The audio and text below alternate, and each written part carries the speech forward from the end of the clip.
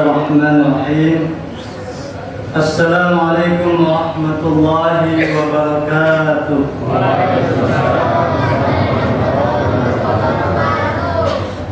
إن الحمد لله نحمده ونستعينه ونستغفره ونعوذ بالله من شرور أنفسنا وسيئات أعمالنا. من يهده الله فلا مضل له ومن يضلل فلا هادي له.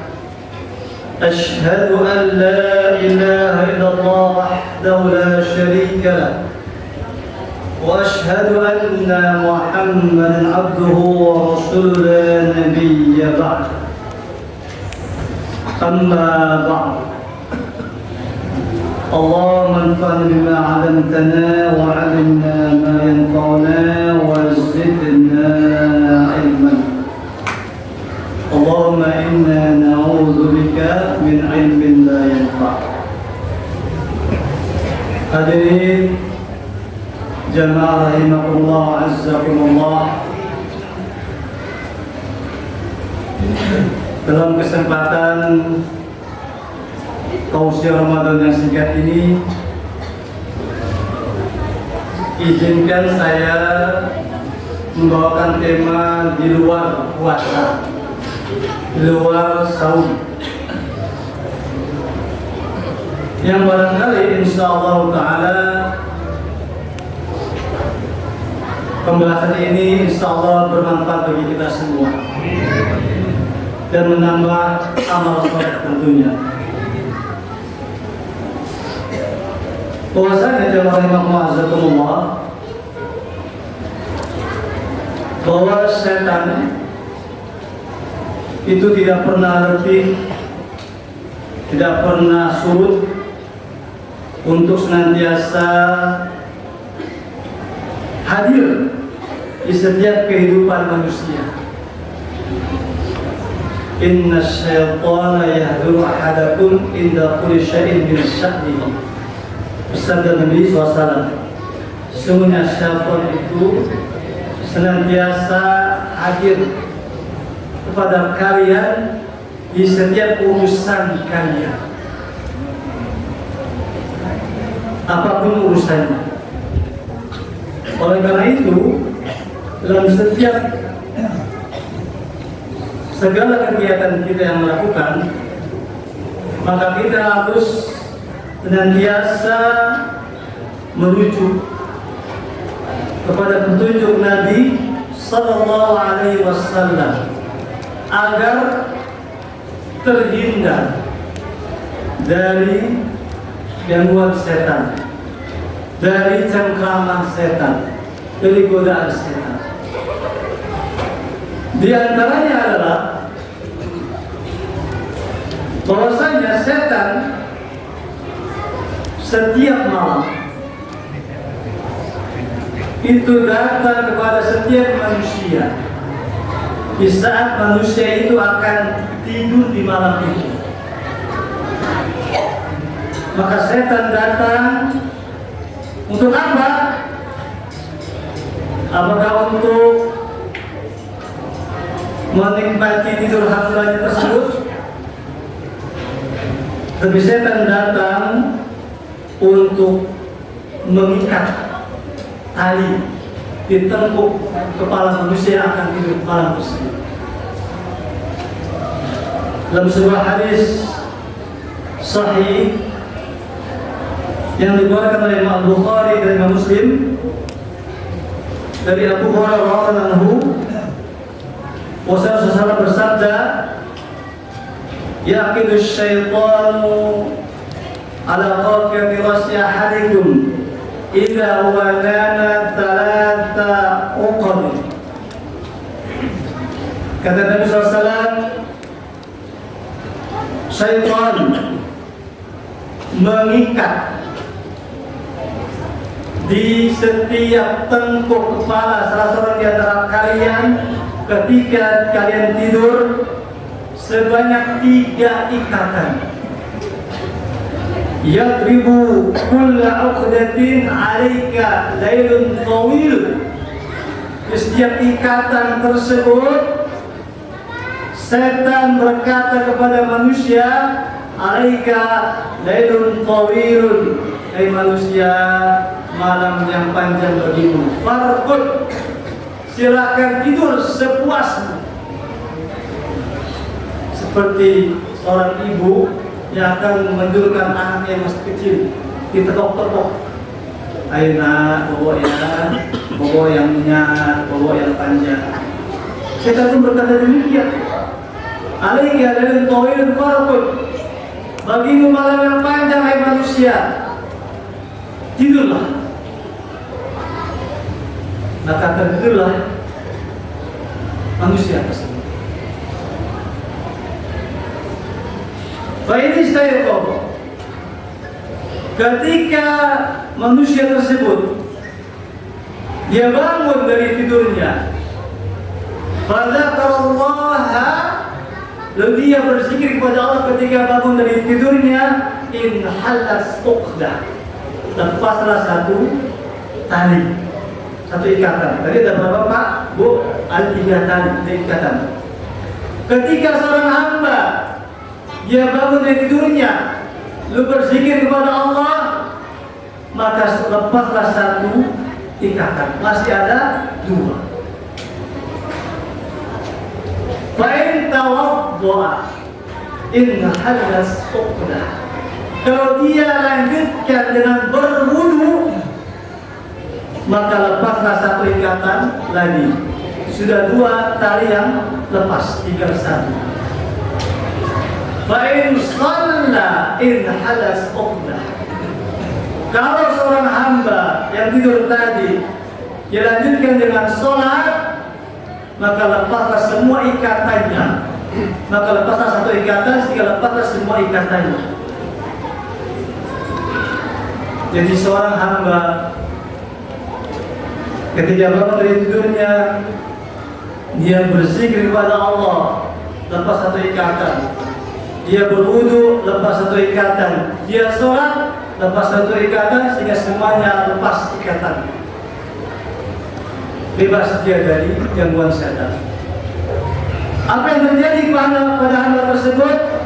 Fasbaha nasyitun thayyiban nafsi, maka di pagi hari dia dalam kondisi yang baik jiwanya, semangat, kondisi yang semangat dan baik jiwanya. Wa illa, tetapi jika hamba tersebut tidak melakukan yang demikian, bangun tidur tidak berzikir kepada Allah, tidak berwudu, maka tidak sholat, wa illa asbaha khabithatan nafsi kaslan, maka di pagi hari ini hamba tersebut dalam jiwa yang buruk dan penuh kemalasan. Jadi jamaah rahimakumullah, ini hadis perkara yang baik, tetapi kita imani bahwa ketika seorang manusia hendak tidur, setan berusaha mengikat tengkuknya dengan 3 kali ikatan.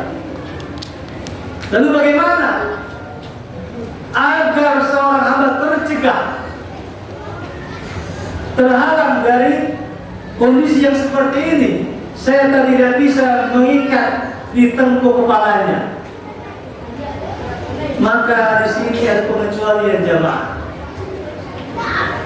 yang tidak terkena ikatan setan ketika tidur. Di antaranya orang yang ketika tidur sebelumnya dia lakukan berzikir kepada Allah Subhanahu wa ta'ala sebelum tidurnya, atau dia baca ayat kursi sebelum tidur.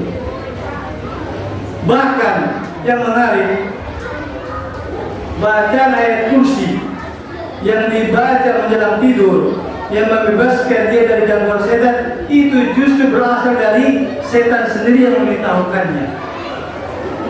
Setan sendiri yang memberitahukannya bahwa jika ada seorang membaca ayat kursi sebelum tidur, maka setan tidak akan bisa mendekatinya. Dia akan senantiasa dalam penjagaan Allah Subhanahu wa ta'ala. Dalam sebuah riwayat juga dari hadis Abu Hurairah ketika Imam Bukhari bahwa Abu Hurairah pernah mendapat tugas dari Nabi SAW menjaga harta zakat Ramadan. Maka di malam hari datang seorang mengambil makanan yang dijaga oleh Abu Hurairah tadi. Lalu Abu Hurairah menangkapnya dan mengatakannya, saya akan adukan ini kepada Rasulullah SAW. Orang ini pun berkata kepada Abu Hurairah, inni muhtajun wa li iyalun wa li hajatun syadidah. Kata orang ini mencuri tadi, saya sangat butuh kepada makanan ini. Saya punya tanggungan yang harus saya nafkahi. Saya benar-benar membutuhkannya. Maka Abu Hurairah pun kasihan kepada orang ini lalu dia lepaskan orang tersebut. Esok harinya Nabi SAW bertanya kepada Abu Hurairah, wahai Abu Hurairah, apa yang telah dilakukan oleh tawanan tadi adalah apa yang telah dilakukannya? Abu Hurairah berkata, ya Rasulullah, orang itu ketika saya tangkap dia mengeluh dalam kondisi sulit, punya tanggungan keluarga, maka aku lepaskan dia karena aku kasihan kepada orang itu. Maka Nabi SAW, amma innahu qad kadzabaka wa sayaudu. Ayat Allah, ketahuilah orang itu dusta, nanti malam dia akan datang kembali. Malamnya Abu Hurairah bersiap-siap karena omongan Nabi pasti benar. Ternyata betul di malam tersebut orang tadi datang lagi mengambil makanan, mencuri. Maka langsung ditangkap oleh Abu Hurairah. Tetapi orang itu kembali berkata seperti malam yang sebelumnya, saya orang yang membutuhkan makanan, punya tanggungan keluarga, saya sangat butuh. Kembali Abu Hurairah kasihan dilepaskan orang itu. Lalu esok harinya bertemu kembali dengan Rasulullah, saya bertanya, hai Abu Hurairah, apa yang tadi itu tawananmu? Abu Hurairah menjawab, ya Rasulullah, dia mengatakan dirinya sangat butuh makanan. Maka saya pun akhirnya melepaskannya karena kasihan. Maka Rasulullah bersabda kembali, ya, hai Abu Hurairah, orang itu berdusta dan nanti malam dia akan datang lagi. Malam yang ketiga jemaah, Abu Hurairah pun mengawasinya, mengintainya. Ternyata betul datang lagi malam yang ketiga. Ditangkap oleh Abu Hurairah, tapi orang ini kembali menyampaikan alasannya, meminta belas kasihan. Dia mengatakan, inni muhtajun wa alayya iyalun wa li hajatun syadidah. Saya sangat butuh kepada makanan ini. Saya punya tanggungan keluarga yang saya nafkahi. Saya benar-benar butuh kepada makanan ini. Abu Hurairah berkata, kali ini aku akan adukan kepada Nabi Sallallahu Alaihi Wasallam. Maka orang ini berkata kepada Abu Hurairah, ya, biarkan aku pergi. Nanti aku akan ajarkan kepadamu satu kalimat yang kalau engkau baca Allah akan berikan manfaat kepadamu. Kata orang itu. Apa kata Abu Hurairah? Kata orang ini, idza awaita ila firashika faqra ayatal kursi. Kalau engkau hendak tidur, sudah akan menuju tempat tidurmu, maka bacalah ayat kursi hatta takhtim ayat, sampai satu ayat penuh dibaca kursi. Fa innahu la yazal 'alaika min Allah hafid. Kalau engkau baca ayat kursi menjelang tidur, Allah senantiasa menjagamu. Wala yaqrabuka syaitan hatta tusbih, dan setan tidak akan bisa mendekatimu sampai subuh. Maka akhirnya jemaah Allah, Abu Hurairah pun kembali melepaskan orang ini. Esok harinya bertemu lagi dengan Nabi SAW. Nabi SAW bersabda kepada Abu Hurairah, apa yang telah dilakukan oleh tawananmu ya Abu Hurairah. Abu Hurairah mengatakan, ya Rasulullah,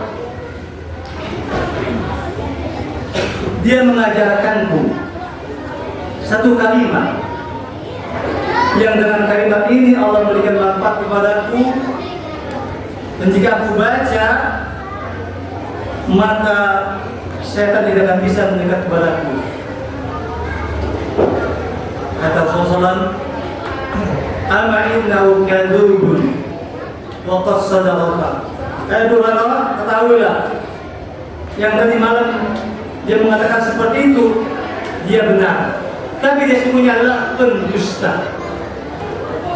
Ta'lamu man tuqatibu mundu talati layalin.